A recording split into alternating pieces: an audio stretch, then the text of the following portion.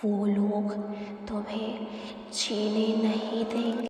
क्या आपने कभी ऐसा सोचा है कि अगर आप किसी ऐसे रास्ते पर फंस जाएं जिसका कोई अंत ही ना हो और हर मोड़ आपको वापस वहीं पर ले जाए जहां से आपने शुरू किया था।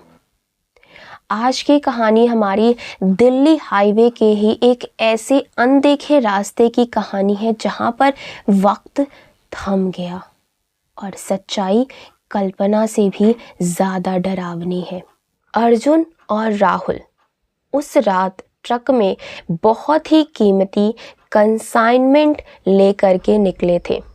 अर्जुन का उस रात वहाँ से निकलना मजबूरी थी क्योंकि उसे सुबह होने के पहले ही डिलीवरी वहाँ पर देनी थी। रास्ता बहुत सुनसान था और कोहरा इतना ज़्यादा था कि ट्रक की हेडलाइट्स भी जवाब दे रही थी। तभी अचानक उनके जीपीएस ने भी काम करना बंद कर दिया और उन्हें एक पुराने कच्चे रास्ते की ओर मोड़ दिया गया जिसे वहाँ के जो लोग थे, आसपास के लोग थे, उसको गुमनाम रास्ता बोलते थे। जैसे जैसे ट्रक आगे बढ़ता जा रहा था, अर्जुन को कुछ अजीब सा महसूस होने लगा था। सड़क के किनारे जो लगे पेड़ थे उन पर लाल कपड़ा बांधा हुआ था। राहुल ने गौर किया कि उनके ट्रक के पीछे एक काली कार काफी देर से चल रही थी, लेकिन उस कार के अंदर कोई भी ड्राइवर दिखाई नहीं दे रहा था। हैरानी की बात तो तब हुई जब उन्होंने एक मील का पत्थर पार किया जिस पर लिखा था मंजिल 0 किलोमीटर, जबकि वहां दूर दूर तक कुछ भी नहीं था। तभी अचानक घने कोहरे के बीच में उन्हें एक ढाबे की धुंधली सी रोशनी दिखाई दी और उस ढाबे पर लिखा था विश्राम स्थल। अर्जुन और राहुल अपने ट्रक से उतर गए क्योंकि उनको बहुत ज़्यादा भूख लगा था और इन्होंने सोचा कि चलो कुछ खा पी लेते हैं और वहाँ के जो मालिक हैं उनसे रास्ता भी पूछ लेंगे, क्योंकि जो मील का पत्थर था उस पर भी कुछ खास लिखा नहीं था जो इनको समझ में नहीं आया, और सेकंड इनका जो जीपीएस था वो भी काम करना बंद हो गया था। तो ये दोनों ट्रक से उतरे और वो सीधा अंदर गए। वो ढाबा जो है वो बहुत पुराना था, वहाँ की सारी चीज़ें बहुत ज़्यादा पुरानी थी, जैसे कि लग रहा था 1990 के दौर का सारी चीज़ें हों। वहाँ दीवार पर एक घड़ी टंगी हुई थी, लेकिन उसकी सुइयाँ पीछे की तरफ घूम रही थी, यानी कि एंटी क्लॉकवाइज वहाँ की सुइयाँ घूम रही थी। वहाँ कोई शोर नहीं था, बस एक अजीब सी गूंज थी।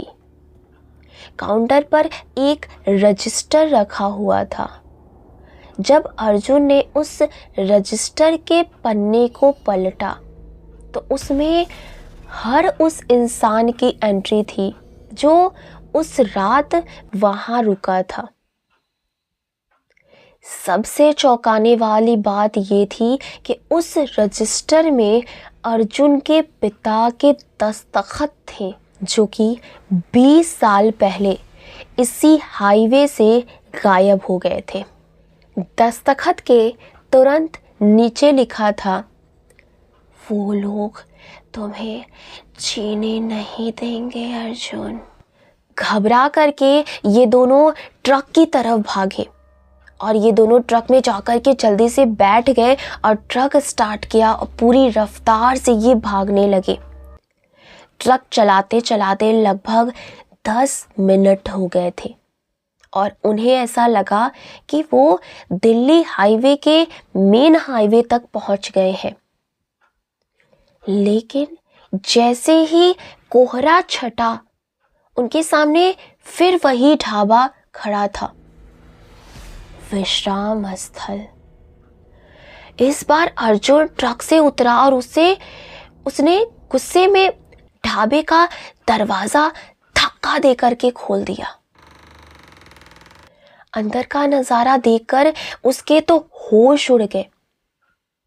मेज पर दो लोग बैठे हुए थे जिनकी पीठ उनकी तरफ थी। उन दोनों ने वही कपड़े पहने थे जो अर्जुन और राहुल ने पहने थे। जैसे ही उन दोनों ने पीछे मुड़कर देखा, अर्जुन ने देखा कि वो कोई और नहीं बल्कि वो खुद और राहुल थे।